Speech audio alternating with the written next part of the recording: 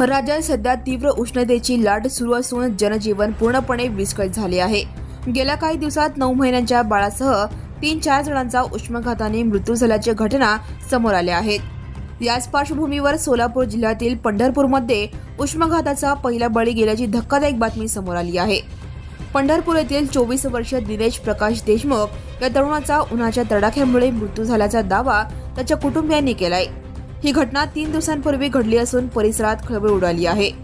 मिळालेल्या माहितीनुसार दिनेश दुपारी कडक उन्हातून घरी परतल्यानंतर अचानक अस्वस्थ झाला। त्याचे घर पूर्णपणे पत्र्याचे असल्याने दुपारच्या वेळी घरातील उष्णता असह्य झाली होती। दुपारी 3:30 ते 4च्या सुमारास त्याची प्रकृती खालावली आणि काही वेळातच त्याचा मृत्यू झाला। सध्या पंढरपूरमध्ये तापमान 41 अंशावरून थेट 44 अंशापर्यंत पोहोचले आहे।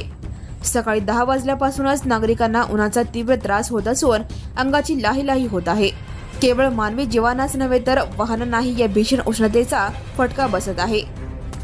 Now and press the bell icon. Never miss a